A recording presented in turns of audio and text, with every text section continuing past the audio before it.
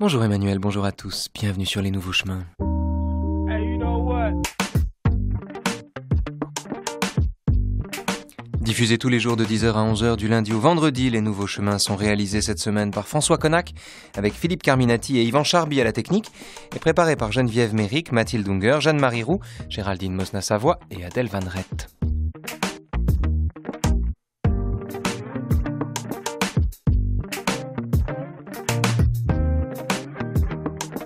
Adèle qui, à 10h50, entamera pour vous une série de conversations avec David Camus, petit-fils d'Albert, une évocation libre et poignante d'un grand-père qu'il n'a pas connu mais dont il parle à merveille.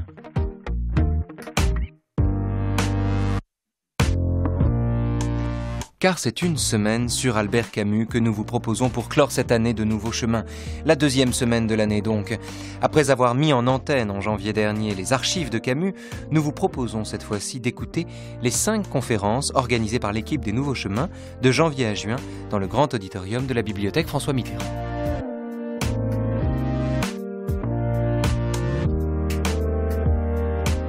Vous entendrez demain Agnès Piquel se promener dans l'œuvre romanesque d'Albert Camus. Mercredi, c'est Bernard-Henri Lévy qui reviendra pour vous sur la guerre et la paix d'Albert Camus et de Jean-Paul Sartre.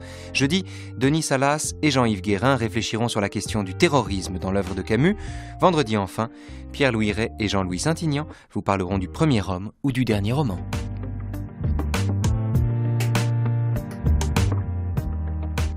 Mais aujourd'hui, ce lundi, nous vous proposons d'entendre la conférence inaugurant ce cycle, une conférence enregistrée le 14 janvier 2010 sur le texte qui est, à mon sens, le plus beau de Camus, le plus juste, le plus riche aussi, la dernière page de la dernière nouvelle de Noce, intitulée Le désert, un texte sublime donc, que, pour commencer, Camus lui-même vous lit.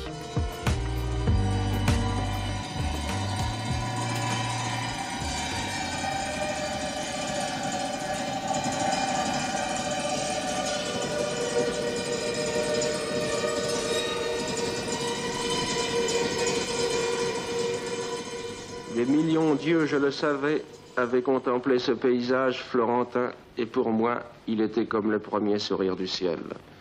Il me mettait hors de moi au sens profond du terme. Il m'assurait que sans mon amour et ce beau cri de pierre, tout était inutile. Le monde est beau, et hors de lui, point de salut.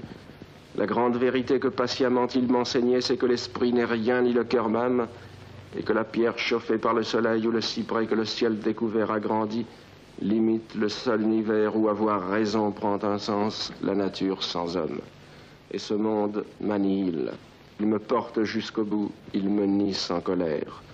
Dans ce soir qui tombait sur la campagne florentine, je m'acheminais vers une sagesse où tout était déjà conquis, si des larmes ne m'étaient venues aux yeux, et si le gros sanglot de poésie qui m'emplissait ne m'avait fait oublier la vérité du monde. C'est sur ce balancement qu'il faudrait s'arrêter, singulier restant, où la spiritualité répudie la morale, où le bonheur naît de l'absence d'espoir, où l'esprit trouve sa raison dans le corps. S'il est vrai que toute vérité porte en elle son amertume, il est aussi vrai que toute négation contient une floraison de oui. Et ce chant d'amour sans espoir qui naît de la contemplation peut aussi figurer la plus efficace des règles d'action. Au sortir du tombeau, le Christ ressuscitant de Piero della Francesca n'a pas un regard d'homme. Rien d'heureux n'est peint sur son visage, mais seulement une grandeur farouche et sans âme que je ne puis m'empêcher de prendre pour une résolution à vivre. Car le sage, comme l'idiot exprime peu, ce retour me ravit. Mais cette leçon, la dois-je à l'Italie ou l'ai-je tirée de mon cœur? C'est là-bas sans doute qu'elle m'est apparue. Mais c'est que l'Italie, comme d'autres lieux privilégiés, m'offrait le spectacle d'une beauté où meurent quand même les hommes. Ici encore la vérité doit pourrir, et quoi de plus exaltant? Même si je la souhaite, qu'ai-je à faire d'une vérité qui ne doit pas pourrir? Elle n'est pas à ma mesure, et l'aimer serait un faux semblant. On comprend rarement que ce n'est jamais par désespoir qu'un homme abandonne ce qui faisait sa vie. Les coups de tête et les désespoirs mènent vers d'autres vies et marquent seulement un attachement frémissant aux leçons de la terre. Mais il peut arriver qu'à un certain degré de lucidité, un homme se sente le cœur fermé et sans révolte ni revendication tourne le dos à ce qu'il prenait jusqu'ici pour sa vie, je veux dire sans agitation. Si Rimbaud finit en Abyssinie sans avoir écrit une seule ligne, ce n'est pas par goût de l'aventure, ni renoncement d'écrivain. c'est parce que c'est comme ça.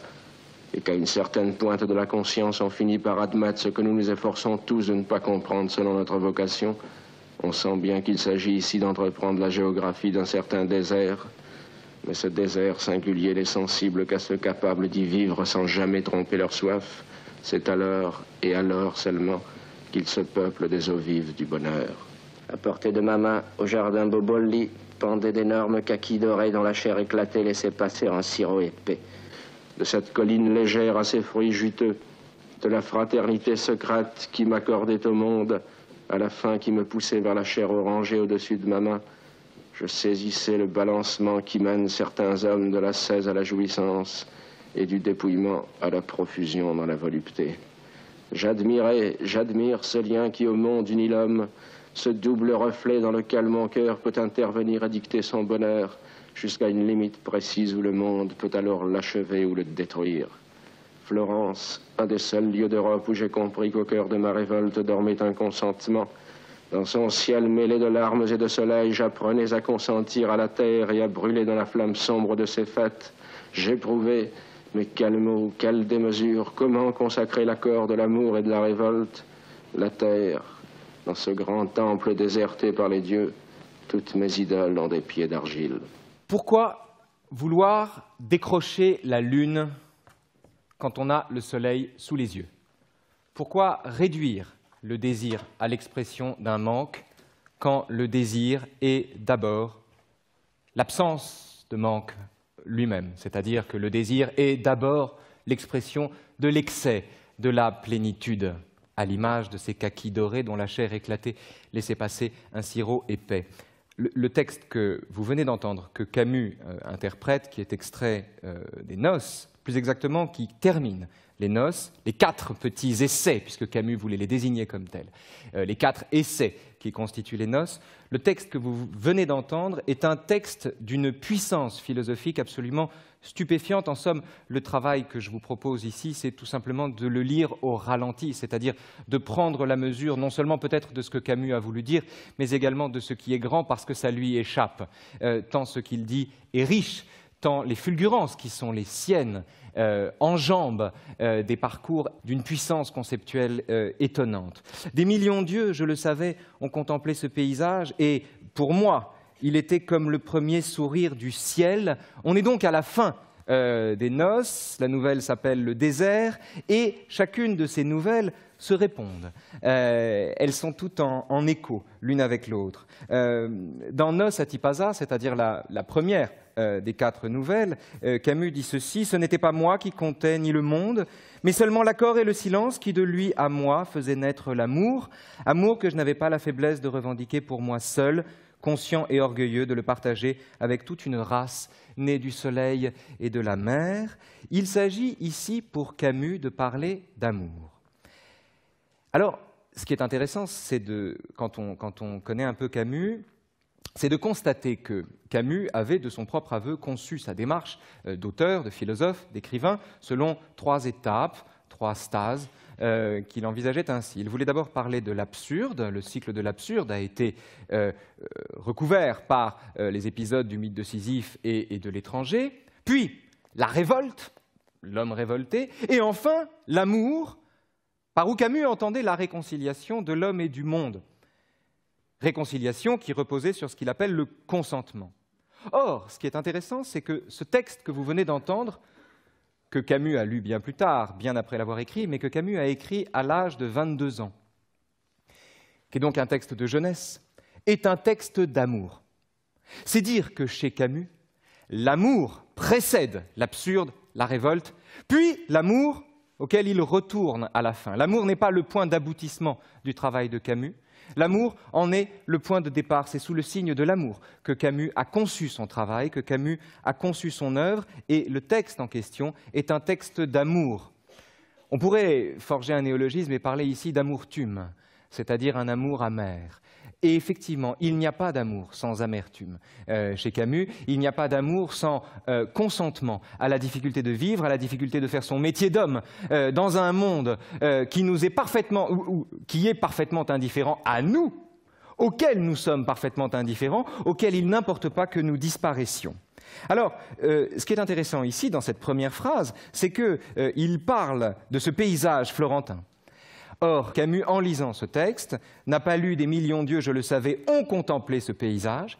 Il dit « Des millions d'yeux, je le savais, avaient contemplé ce paysage florentin ». C'est dire que Camus se situe longtemps après la rédaction de ce texte, probablement à un moment de sa vie, on est en 54-55, où il commence à envisager la possibilité justement d'en revenir à l'amour, de renouer avec la sagesse inouïe qui lui a permis d'écrire ses textes de jeunesse.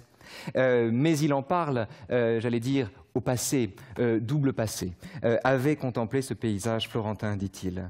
Il insiste également sur le caractère florentin du paysage. Je précise ici que la nouvelle intitulée « Le désert » est la seule des 4 nouvelles qui se passent à Florence. Les 3 autres se passent en Algérie. Il était comme le premier sourire du ciel. Il serait faux, il serait erroné d'y voir ici l'expression d'un anthropomorphisme. Il ne s'agit pas pour Camus d'humaniser le monde. Au contraire, tout le travail de Camus consiste à déshumaniser le monde, à dépouiller le monde de ce que les hommes y déposent pour supporter d'y vivre. Qu'entend-il quand il parle de premier sourire du ciel? Il y a d'autres références au sourire du ciel, notamment dans les Noces à Tipasa, quand il parle de la grandeur dans la simplicité, qui adresse son sourire complice au sourire éclatant de ces ciels. C'est une image qui revient souvent. En quoi le ciel peut-il sourire chez un homme qui a déshumanisé le monde, qui a dépouillé le monde de ce que les hommes y déposent? En quoi le ciel peut-il sourire? En quoi, comme il le dira plus tard, le monde peut-il être beau alors qu'il ne nous est plus familier, alors qu'il ne nous ressemble plus? Je ne vais pas y répondre maintenant, d'ailleurs je ne suis pas sûr de pouvoir y répondre au cours de cette conférence. Peu importe, il me suffit ici de poser la question. En revanche, ce qui est important également, c'est de noter le caractère premier de ce sourire du ciel. Le fait que des millions d'yeux aient contemplé ce paysage avant lui n'enlève rien au caractère premier, au caractère inaugural de l'expérience que fait Camus. C'est le premier sourire du ciel. De quoi s'agit-il? Il s'agit pour Camus de rompre avec 2 perspectives, et il a déjà à 22 ans l'intuition de la nécessité de rompre avec une alternative qui est d'un côté l'alternative qui est constituée par 2 termes qui sont d'un côté l'hédonisme, de l'autre côté la théologie. J'écris le mot en 2 parties. La théologie, parce que maintenant il faut préciser ceci. Alors, on est donc avec Camus dans une démarche qui consiste à rompre avec cette alternative, échapper à l'hédonisme comme échapper à la théologie. Pourquoi? Parce que l'hédonisme comme la théologie, aux yeux de Camus, repose sur un déni de la réalité. Le déni de la théologie, en l'occurrence, il est évident à comprendre. Le texte de Camus est un texte mystique à plusieurs titres, mais on peut parler ici d'un mysticisme sans Dieu. J'y reviendrai. En revanche, la théologie, au sens le plus classique du terme, spécule sur les dividendes d'un comportement ascétique le temps de la vie. En d'autres termes, Camus ne reproche pas aux théologiens l'ascétisme qui est le leur, il leur reproche le fait d'être des spéculateurs. C'est-à-dire de parier sur le fait qu'en se privant ici-bas, ils auront d'autant plus à gagner au-delà. Cette négation du présent au profit d'un futur, qu'il soit imaginaire ou non, lui semble un déni de réalité. Bon, argument qu'on peut retenir, qui est un argument, j'allais dire, classique. Le deuxième adversaire de Camus, c'est l'hédonisme, et c'est, comme toujours, évidemment, avec les adversaires qui nous ressemblent, l'adversaire le plus redoutable ici. De quoi s'agit-il?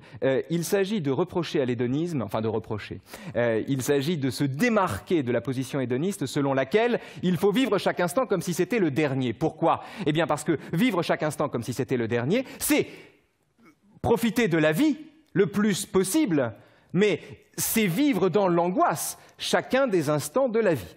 C'est éprouver l'angoisse, essayer en permanence de conjurer l'angoisse qu'on éprouve. De sorte que l'hédonisme, comme la théologie, priap comme la prière. Le fait de s'agenouiller pour prier, ou bien le fait de, si j'ose dire, s'envoyer en l'air. Le fait de croire au ciel, ou bien le fait d'aller au 7e ciel.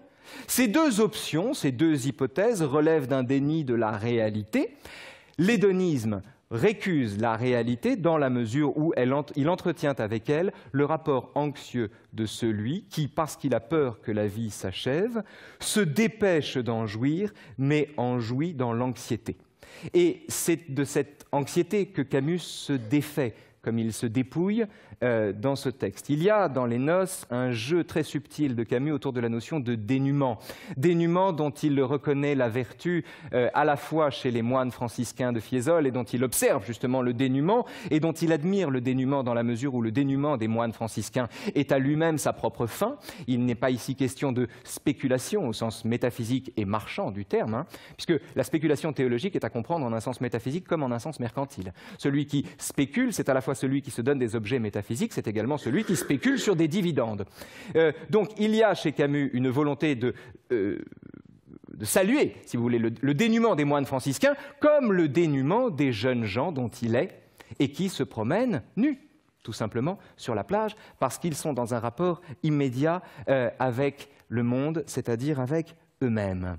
Ainsi, comment transcender cette alternative de l'hédonisme et de la théologie? Eh bien, tout simplement, non pas en ajournant le moment de vivre, au profit de la vie véritable dont cette vie présente ici-bas ne serait que le préambule, non pas, évidemment, en jouissant de chaque instant comme s'il était le dernier, mais en jouissant de chaque instant, pardonnez-moi, comme s'il était le premier. Et c'est ici l'enjeu. Le premier sourire du ciel est à comprendre en ce sens. Il s'agit de jouir de chaque instant de la vie, non pas comme s'il était le dernier, mais comme s'il était le premier. De fait, c'est la qualité de chaque instant d'offrir cette alternative, d'être à la fois le dernier et le premier de son genre, et de nous laisser la liberté d'en profiter comme s'il était le dernier ou comme s'il était le premier. La différence, c'est que dans un cas, on est dans l'étonnement renouvelé face à un monde qu'on découvre à chaque instant. Dans l'autre, nous ne sommes pas dans l'étonnement, nous sommes dans l'angoisse, nous sommes dans la représentation d'une mort qui, quand elle arrivera, qu'on ait joui ou non tout le temps de la vie, nous laissera dans l'angoisse. Camus est un lecteur de Montaigne. Camus a notamment lu dans les Essais les deux chapitres que Montaigne consacre à la mort, le chapitre 19 et le chapitre 20 du premier livre des Essais, dans lequel Montaigne explique que nous ne pouvons savoir d'un homme s'il a réussi sa vie qu'à la dernière seconde, à la dernière minute de sa vie. En somme, ce qui caractérise une vie réussie, c'est la façon dont nous mourons. Montaigne disait « Je veux que la mort me trouve plantant mes choux » dans l'indifférence à elle. Je ne veux pas céder à la mort un pouce de terrain de mon vivant. Or, c'est céder à la mort tout le terrain que de profiter de la vie parce qu'elle va s'achever. Ainsi, premier sourire du ciel est à entendre ici comme une façon de magnifier, d'accueillir la munificence de chaque instant, plutôt que de se dépêcher de jouir des choses avant qu'elles ne s'estompent. Il me mettait hors de moi au sens profond du terme. Qu'est-ce que ça veut dire? Hors de moi au sens profond du terme. Ça veut dire hors du moi. Camus est ici débarrassé du moi, c'est-à-dire débarrassé d'un rapport de sujet à objet au monde, d'un rapport de représentation au monde, d'un rapport de spectateur au monde. Au début des Noces à Tipasa, Camus explique, avant d'entrer dans le royaume des ruines, pour la dernière fois, nous sommes spectateurs, mais pour la dernière fois. Il ne s'agit plus d'être spectateur, il s'agit de s'intégrer au monde, il s'agit de faire l'expérience de cette intégration au monde, qui est une expérience, je vous l'ai dit tout à l'heure, teintée d'amertume. Pourquoi est-elle amère? Eh bien parce que la découverte que fait Camus dans les Noces, qui est la découverte de notre appartenance au monde, du fait que l'homme ne transcende pas l'ordre de la nature, et qu'il s'agit par conséquent, en termes philosophiques et historiques, de jouer la nature contre l'idolâtrie de l'histoire dans laquelle Sartre versera plus tard, la découverte de l'appartenance au monde est solidaire de la découverte selon laquelle le monde est parfaitement indifférent à ce qui peut nous arriver.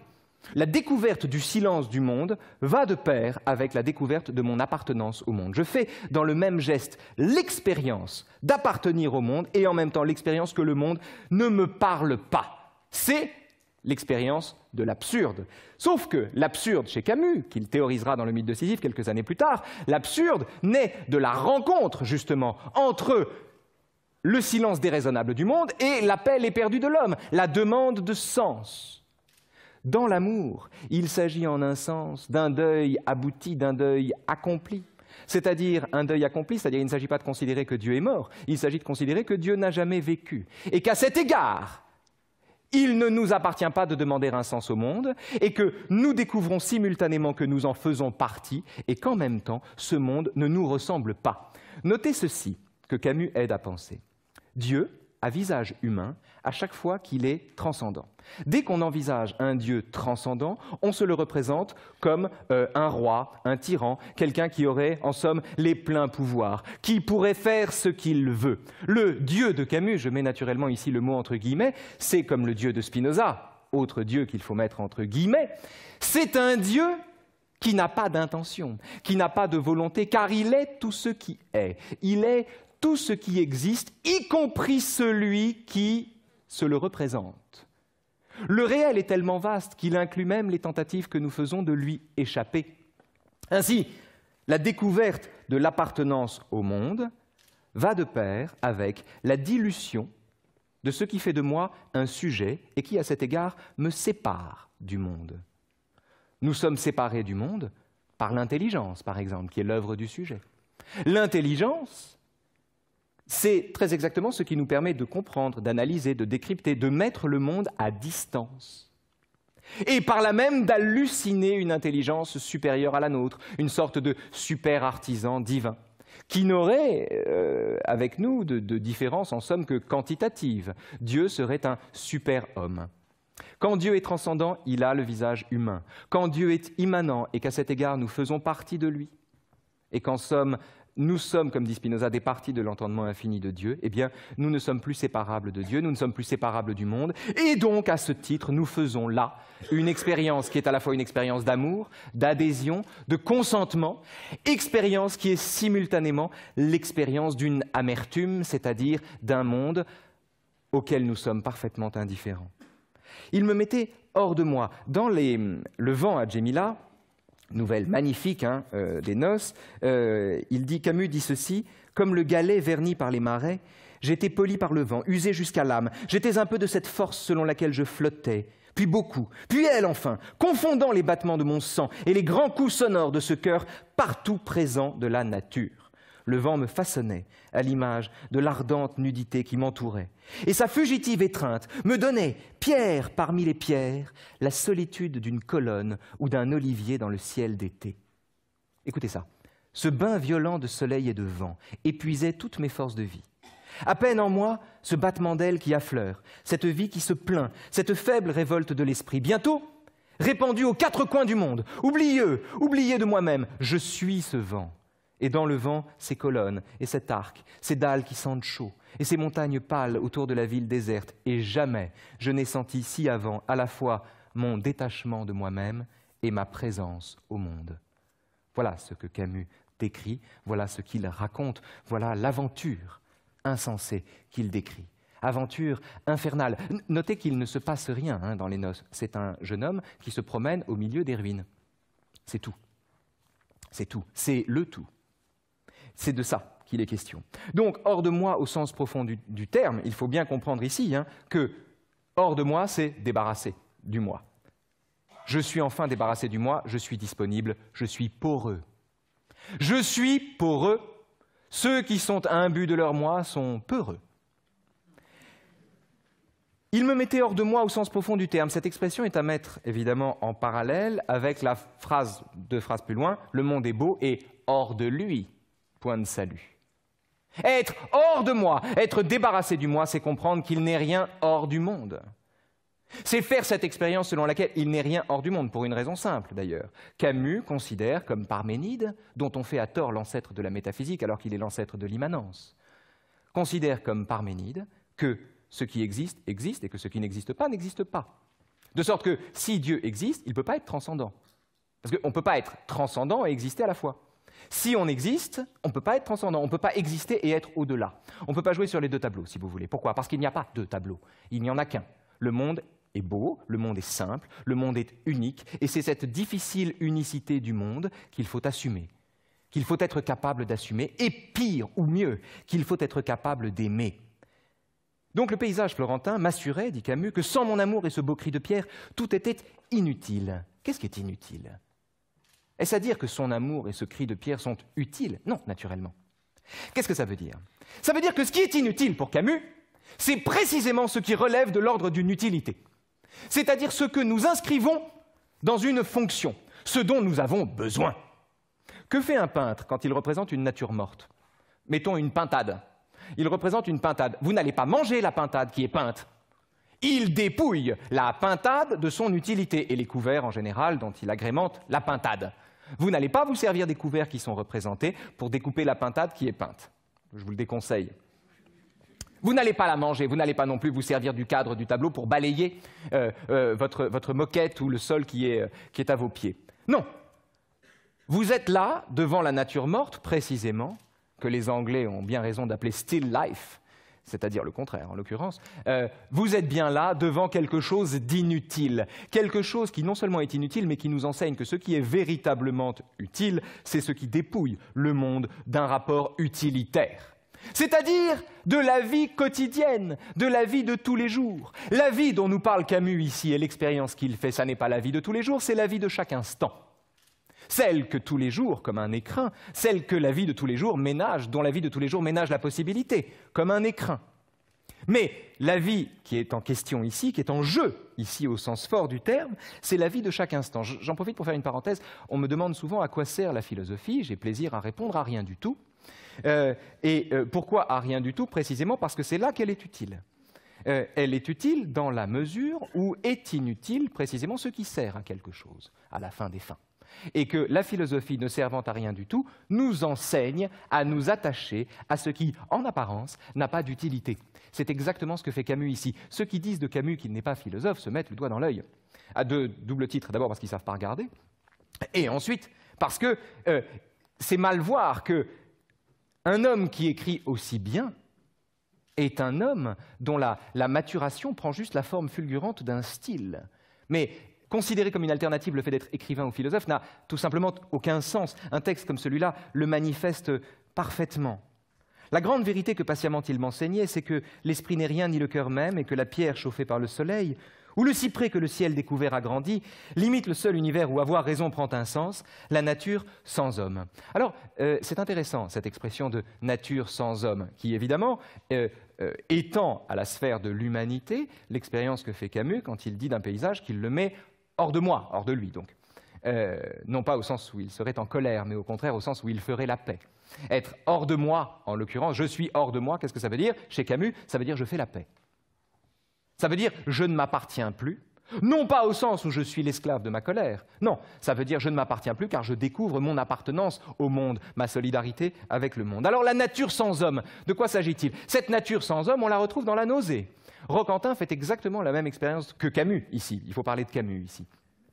Roquentin, le héros ou l'anti-héros de la nausée, fait exactement la même expérience. Du jour au lendemain, il se réveille, et telle une révélation sans Dieu, il découvre le monde dans sa nudité, et du jour au lendemain, la langue lui semble une sorte d'araignée, la main qu'on lui tend ressemble à un gros ver blanc, et ainsi de suite, une expérience que je vous déconseille de faire trop souvent, hein, parce qu'au bout d'un moment, c'est déstabilisant. Mais que découvre Roquentin? Il découvre précisément la nature sans homme, et la difficulté d'être libre, là encore, dans un monde qui se fiche que nous soyons libres ou non, et qui par conséquent nous laisse la liberté d'être libres si on le veut.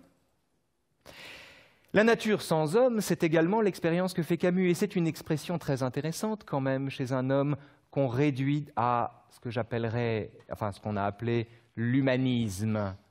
L'humanisme de Camus est un drôle d'humanisme. C'est un humanisme qui procède en son départ, en sa source vive, de l'expérience d'un homme qui s'oublie dans le paysage, qui en revient à la nature. Ce qui permettra à Camus de jouer la nature contre l'histoire et surtout, de ne pas faire de la nature une norme. Car ceux qui spéculent sur la nature, version pétainiste si vous voulez du retour à la nature, et qui à cet égard font de la nature une norme, continuent d'anthropomorphiser la nature. Parler de nature sans homme, c'est refuser de faire de la nature une norme, c'est faire de la nature un tout, et découvrir qu'à cet égard, nous en faisons partie. Dans les Noces à Tipasa, il y a un autre texte étonnant où il dit ceci: « Dans ce mariage des ruines et du printemps, les ruines sont redevenues pierres et perdent le poli imposé par l'homme. Elles sont rentrées dans la nature. » Que d'heures passées, dit Camus, à écraser les absinthes, à caresser les ruines, à tenter d'accorder ma respiration aux soupirs tumultueux du monde. Enfoncé parmi les odeurs sauvages et les concerts d'insectes, j'ouvre les yeux et mon cœur, à la grandeur insoutenable de ce ciel gorgé de chaleur, ce n'est pas si facile de devenir ce qu'on est, de retrouver sa mesure profonde. Il dit devenir ce qu'on est. Il faut entendre ici la liberté. Vous savez, la liberté, hein, 3 termes pour la liberté. 1, je fais ce que je veux. Bon, d'accord, ok. Bon, on ne va pas s'attarder là-dessus.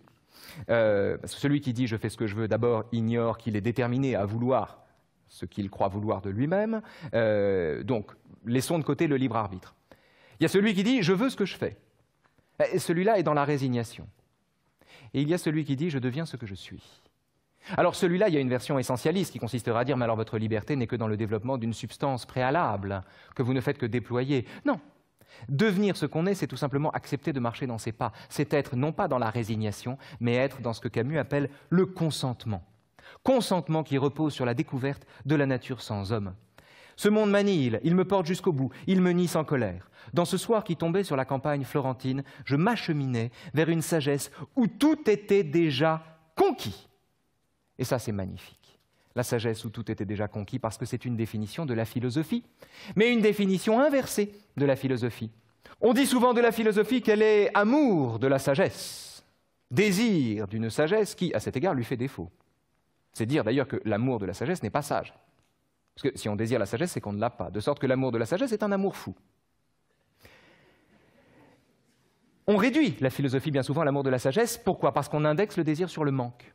Le désir, vous savez, étymologiquement, le désir c'est décidus. C'est l'absence de l'étoile, qu'on peut comprendre à la fois comme la nostalgie de l'étoile, et donc désirer décrocher la lune, un désir qui n'est jamais satisfait, ou bien l'absence totale de l'étoile. C'est pour ça qu'on parle des pourceaux d'Épicure. Les pourceaux d'Épicure, ce n'est pas parce que c'est des cochons qui se vautrent dans la fange, non, c'est parce que la colonne vertébrale du pourceau ne lui permet pas de regarder le ciel.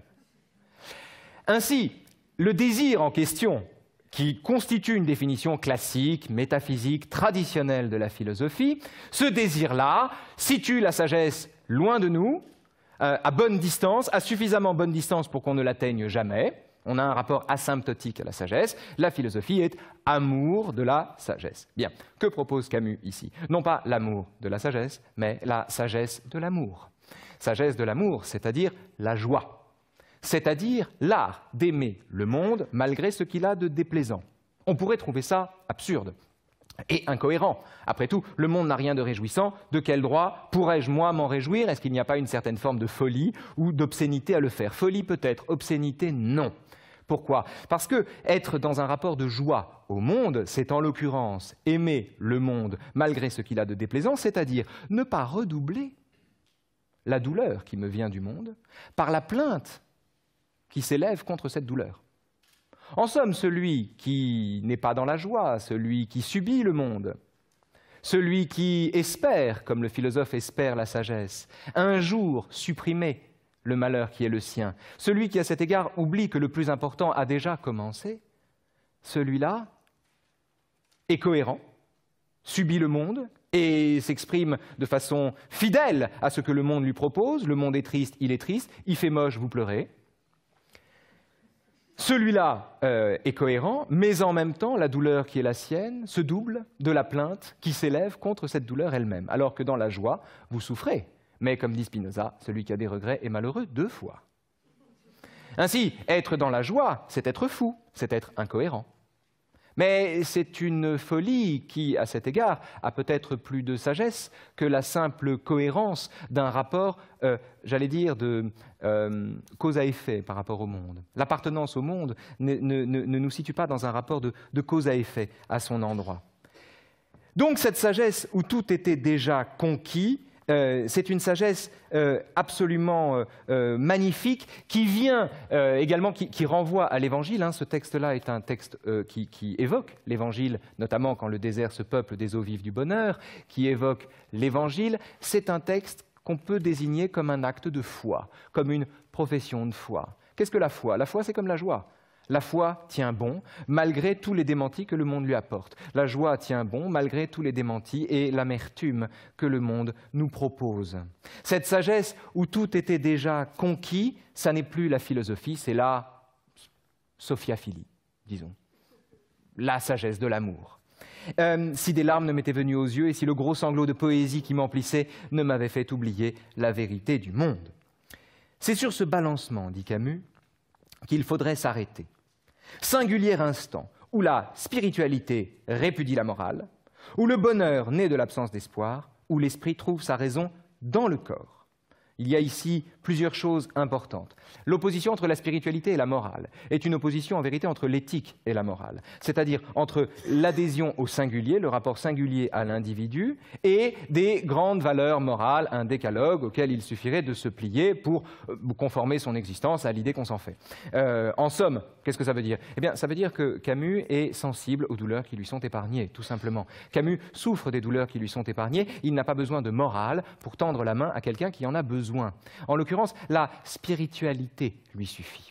Le fait de spiritualiser le monde lui suffit, c'est-à-dire le fait de s'intéresser au monde dans ce qu'il a de singulier. J'attire votre attention sur le fait que l'unicité du monde, le fait qu'on ne puisse pas sortir du monde, le fait que hors du monde, il n'y a point de salut, et qu'il faut pourtant trouver son salut à l'intérieur du monde.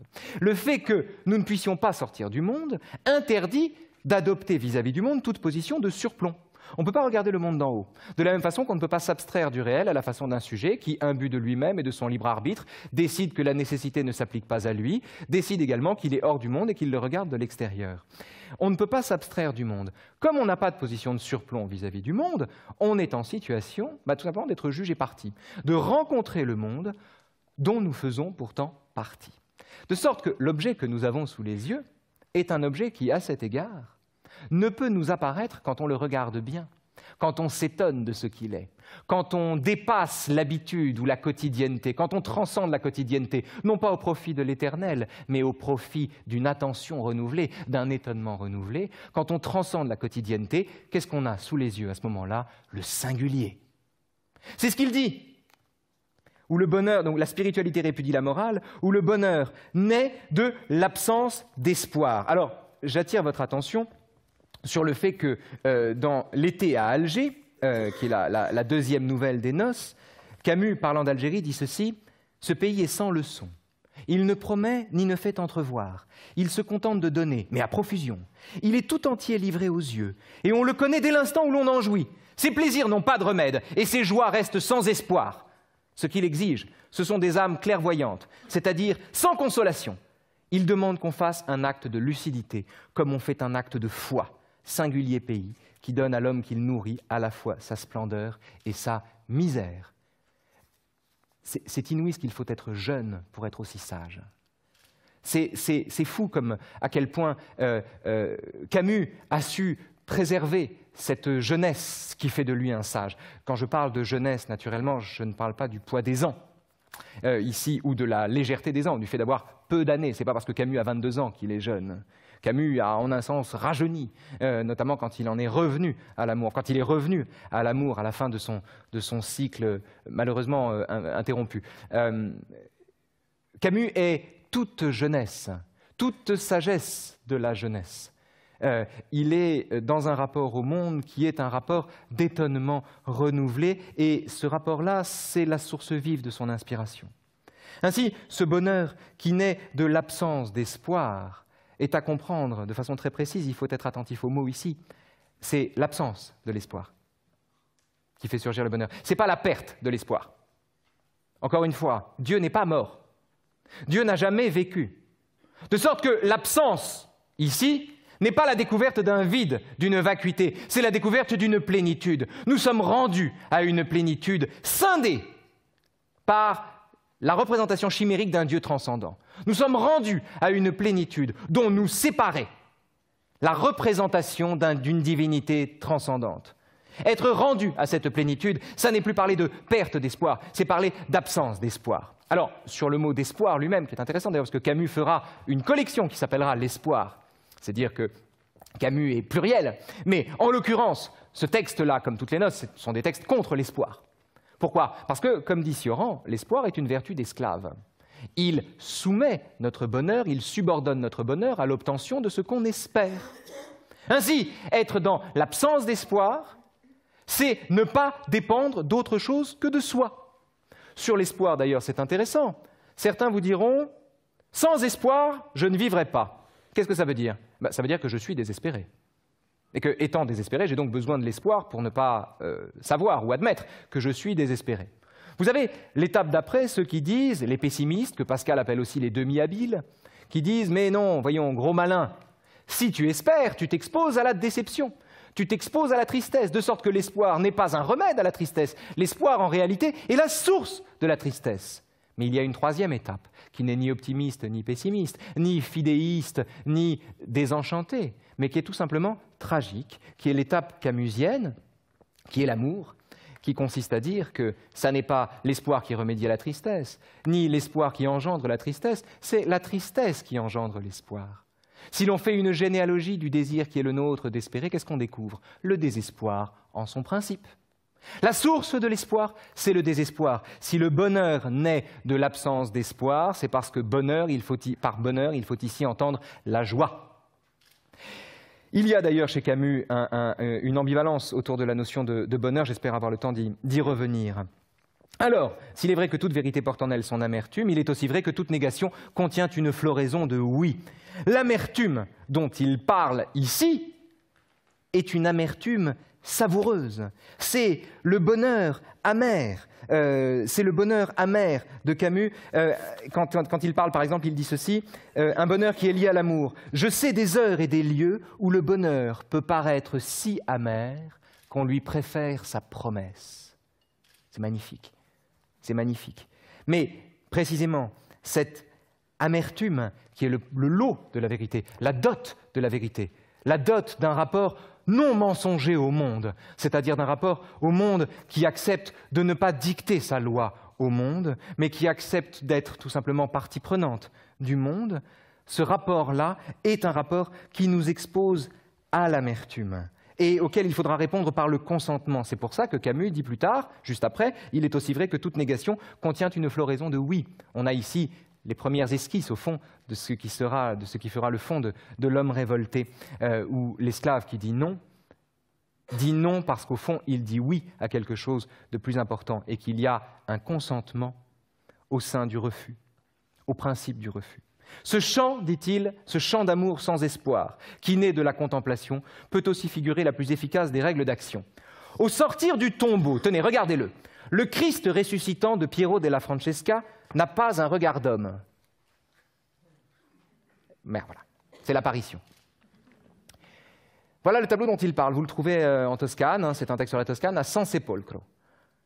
Au sortir du tombeau, le Christ ressuscitant de Piero della Francesca n'a pas un regard d'homme.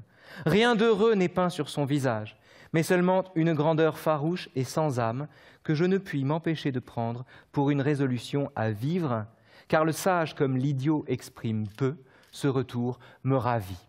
Alors, texte magnifique, éloge magnifique, merveilleux, n'a pas un regard d'homme, la nature sans homme. Rien d'heureux n'est peint sur son visage, mais seulement une grandeur farouche et sans âme que je ne puis m'empêcher de prendre pour une résolution à vivre. Le Christ de Camus, si Christ il y a, est un Christ qui n'a pas un regard d'homme, qui n'a pas d'âme, et qui donc, à cet égard, n'est pas heureux, mais qui est décidé à vivre. Pourquoi? Parce que c'est ainsi, et qu'il n'est d'autre raison que la vie est à elle-même son propre sens. La perpétuation de la vie est à elle-même son propre sens. Il ne s'agit pas, derrière cela, il y a l'idée qu'il ne s'agit pas pour la pensée de nous donner des raisons de vivre. Pourquoi? Parce qu'on vit avant de penser. Ce n'est pas la pensée qui donne des raisons de vivre, c'est la vie qui donne des raisons de penser. La vie est à elle-même sa propre fin. De la même façon que les gestes qui comptent véritablement sont des gestes qui n'ont pas d'autre intention, ne témoignent pas d'une autre intention que le geste lui-même. C'est pour ça que Camus s'attache, dans Les Noces, à décrire des femmes qui dansent. Parce que la danse, c'est précisément le moment où nous agissons pour agir, ou, comme dirait Spinoza, nous agissons avec la même nécessité qu'on existe. C'est un geste qui n'a pas d'autre fin que lui-même, et c'est ce geste-là dont le Christ de Camus est l'expression. Alors, c'est intéressant d'ailleurs de comparer les deux visages. Il y a des expressions de Camus qui ressemblent à celles du Christ. On n'a pas la photo qui correspond ici, puisque là, il rigole. Mais après tout, pourquoi pas? Je lui laisse le sourire. Car le sage, dit-il, comme l'idiot exprime peu, ce retour me ravit. C'est intéressant ici, cette comparaison du sage et de l'idiot. L'idiot dont parle Camus, ça n'est pas l'imbécile, ce n'est pas le crétin, l'idiot. Non, l'idiot, c'est étymologiquement, en grec, l'homme de la simplicité, de l'unicité, idiotesse. L'idiot, c'est le meilleur interprète de l'unicité du monde. Ce retour dont il parle, ça n'est pas le royaume des cieux sur la terre, ou plus exactement, si, c'est le fait que le ciel lui-même appartient à la terre. C'est précisément le retour dont il parle, la résurrection qui est en jeu ici. Ça n'est pas une résurrection pour une vie, pour une immortalité post-mortem. Non, c'est une résurrection qui favorise l'éternité dans l'instant. Éternité dans l'instant qui relève justement du moment où la vie devient à elle-même son propre sens, où la vie ne cherche pas ailleurs qu'en elle-même sa justification. Cette leçon, dit Camus, la dois-je à l'Italie ou l'ai-je tirée de mon cœur? Derrière une question anodine comme celle-là, il y a un enjeu considérable. La dois-je à l'Italie ou l'ai-je tirée de mon cœur? Qu'est-ce que ça veut dire, la dois-je à l'Italie ou l'ai-je tirée de mon cœur? Eh bien, ça veut dire, suis-je l'artisan de la joie qui m'anime, ou bien suis-je tributaire de ce qui me rend heureux? Est-ce parce que l'Italie est belle que je suis sage? Est-ce parce que je suis sage que le monde est beau? Et c'est une alternative derrière laquelle se pose la question de la liberté de l'homme, c'est-à-dire de la faculté qu'il aurait d'être précisément l'artisan de son destin. Donc, la dois-je à l'Italie ou l'ai-je tirée de mon cœur? C'est là-bas sans doute qu'elle m'est apparue, dit Camus. Mais c'est que l'Italie, comme d'autres lieux privilégiés, m'offre le spectacle d'une beauté où meurent quand même les hommes. Ici encore, la vérité doit pourrir, et quoi de plus exaltant? Même si je la souhaite, qu'ai-je à faire d'une vérité qui ne doive pas pourrir? Elle n'est pas à ma mesure, et l'aimer serait un faux semblant. Un peu avant, Camus expliquait qu'il fallait pour un homme être attentif à ce qui, en nous, doit mourir pour toujours. C'est-à-dire également constamment mourir. À ce qui ne dure pas, mais dont la qualité de provisoire est également ce qui inaugure la possibilité de l'éternité, d'une éternité qui n'est pas conçue comme l'immortalité, mais qui est une éternité conçue dans l'instant. La vérité doit pourrir, et quoi de plus exaltant? Quoi de plus exaltant qu'une beauté où meurent quand même les hommes? Quoi de plus exaltant que le défi que nous lance le monde d'être heureux alors que tout cela va disparaître? Alors que cette beauté ne nous concerne pas, ne s'adresse pas à nous, n'est pas là pour nous. Quoi de plus exaltant que l'injonction tacite de jouir d'un monde qui se fiche qu'on en jouisse ou non? Quoi de plus exaltant qu'une vérité qui doit pourrir, qui accepte de pourrir? L'éternité des vérités absolues dans l'ordre gnoséologique, dans l'ordre de la connaissance, n'est pas l'affaire de Camus, n'est pas son problème, ça n'est pas ça qui l'intéresse. Elle n'est pas à ma mesure, dit-il. Alors il faut ici comprendre ce qu'il entend par mesure. Elle n'est pas à ma mesure, à la fois elle est au-delà de lui, évidemment, elle est démesurée, mais il y a une certaine idée de la démesure chez Camus. On va revenir là-dessus. Elle n'est pas à ma mesure, c'est également une vérité qui ne lui permet pas de trouver sa mesure. Alors, justement, allons-y. La mesure, chez Camus, c'est la révolte. Dans L'homme révolté, qui n'est pas un livre sur la révolution, mais sur la révolte, et où Camus distingue radicalement la révolution de la révolte, dans la mesure où la révolution est négatrice, alors que la révolte est affirmation. La révolte, dit-il, et c'est tout l'enjeu du dernier chapitre, qui s'appelle « La pensée de midi », chapitre qui lui a été inspiré par le souvenir de ce qu'il écrivait dans les Noces, où il parlait du silence énorme de midi, c'est-à-dire du silence hors norme de midi. Cette mesure dont parle Camus, cette mesure qui est le point d'orgue de la révolte, c'est l'enjeu du dernier chapitre donc, de L'homme révolté, la pensée de midi. Il s'agit de montrer que quand on est un homme révolté, quand on veut préserver la révolte du double écueil du conservatisme et de la révolution, eh bien, il faut précisément rester dans la mesure. Rien ne tue davantage la révolte que le fait pour elle de verser dans la révolution. Seule la mesure nous permet de conserver justement la révolte, de préserver la révolte de ce qui la met en cause, de ce qui la compromet, l'air de la parachever, c'est-à-dire de ce qui entend la dépasser. On ne dépasse pas justement la révolte, ou alors on la dépasse dans l'amour, qui est le seul régime où Camus envisage la possibilité de la démesure.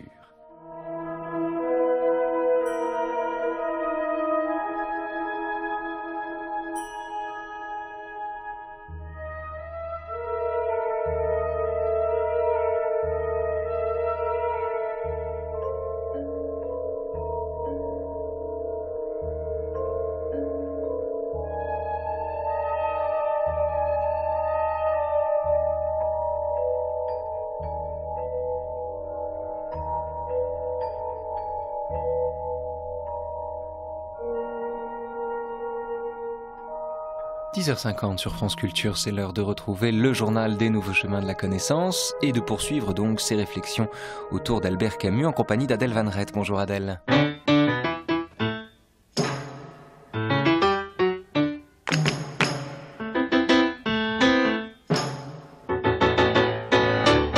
Bonjour à tous. Pour cette dernière semaine de l'année, le journal des nouveaux chemins passe à l'heure d'été et se fait l'écho pour la première fois du thème de la semaine. Je vous propose donc chaque jour de passer 8 minutes de plus en compagnie d'Albert Camus, mais sur un autre ton, non plus celui de la lecture et de l'analyse, mais celui de la vie de ceux qui ont vécu après Albert Camus et qui vivent au quotidien avec le souvenir et la présence de cet homme.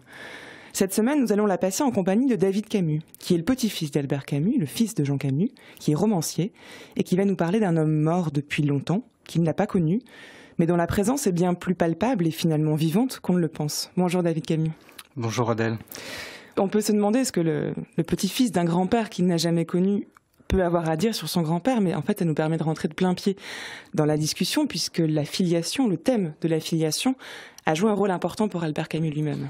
Il a joué un rôle important pour grand-père dans la mesure déjà où il n'a pas connu son père. Et je suppose aussi que c'était une chose très importante pour lui que d'avoir des enfants. De même que pour, je l'espère, mon père et ma tante, c'était également très important d'en avoir eux aussi à leur tour. Tout comme ça l'est pour moi aujourd'hui d'avoir une fille. Je note une chose là, c'est les termes écho, qui je trouve correspondent bien à la façon dont je vis moi cette filiation, avec ce sentiment de n'être finalement que l'écho de ce grand-père. Et c'est un sentiment qui est renforcé toujours par l'emploi d'un terme extrêmement simple, qui est le terme petit-fils. Je n'ai jamais pour grand-père Albert Camus, je suis toujours le petit-fils d'Albert. Et c'est vraiment très étrange de voir comment finalement cette personne que j'aime absolument, j'allais dire, dont j'aime et l'œuvre et la personne, marque de tout son poids une époque, une date, celle de sa mort en l'occurrence, 1960. Et on ne peut pas dire que ce soit quelqu'un de particulièrement morbide, je pense même que c'est tout l'inverse. Quand on le lit, s'il y a bien une chose qui frappe, c'est le désir de vie absolument, le désir de vie quand même, le désir de vie malgré tout, quoi qu'il arrive. Ça c'est très très fort chez lui, on le voit dans le mythe de Sisyphe, on le voit dans le premier homme, j'allais dire on le voit même dans l'étranger. Ça apparaît en tout cas à travers le thème de la sensualité, sa relation avec Marie.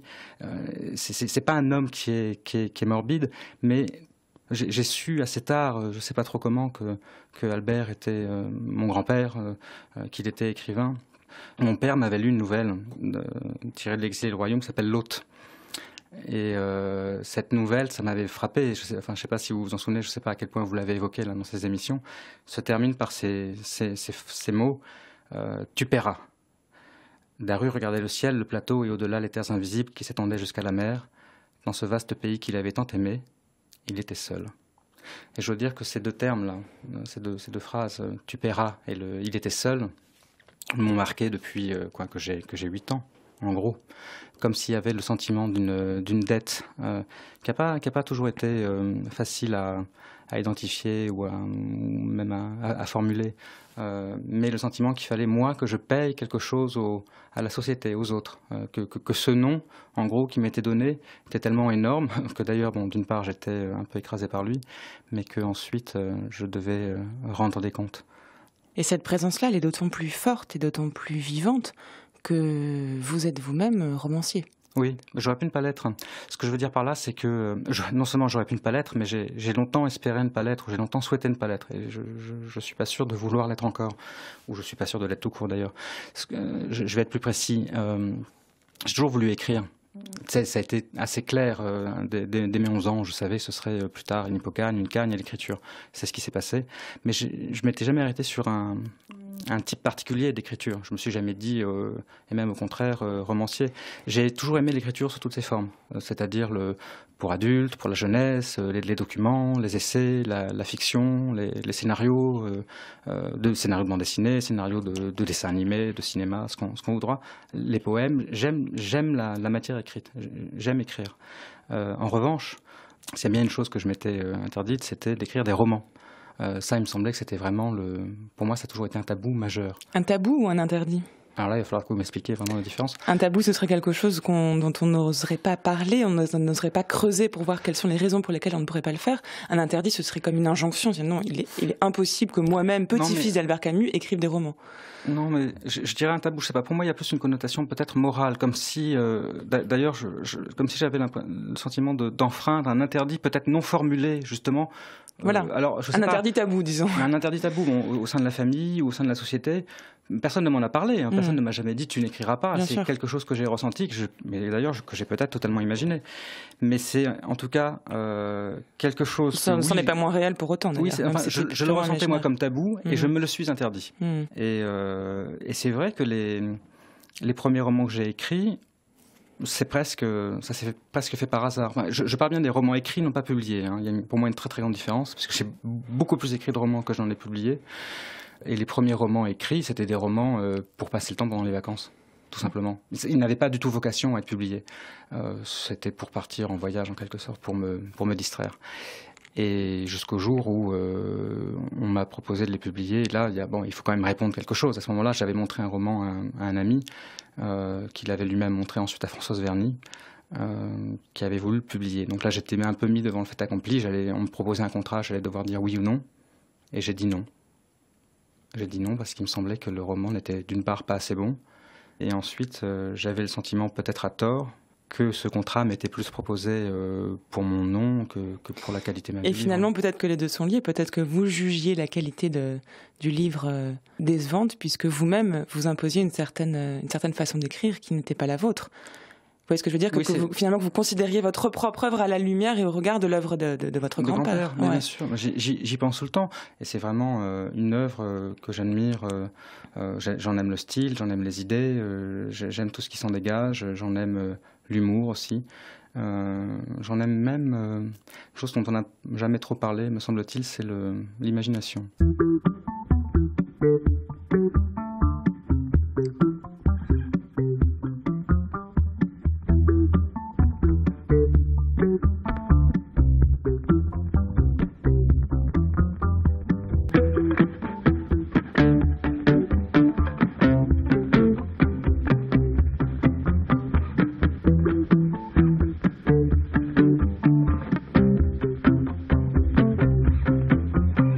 C'est la fin des Nouveaux Chemins pour aujourd'hui. On se retrouve demain pour la suite de cette semaine sur Albert Camus. Vous entendrez Agnès Piquel, présidente de la Société des études camusiennes, se promener littéralement dans l'œuvre romanesque d'Albert Camus, se promener et vous promener sans vous balader d'ailleurs. Vous entendrez ça demain.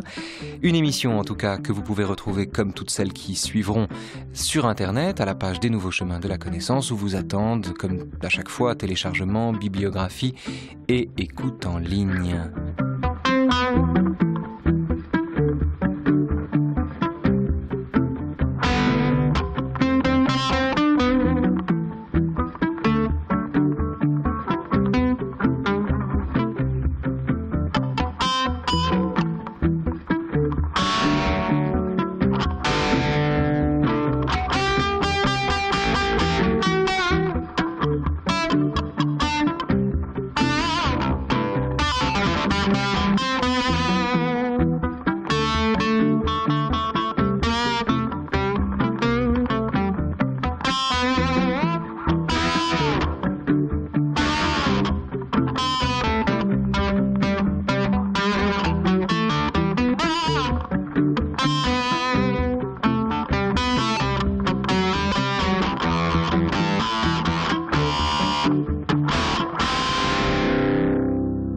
À demain donc, de 10h à 11h, sur France Culture, 10h59.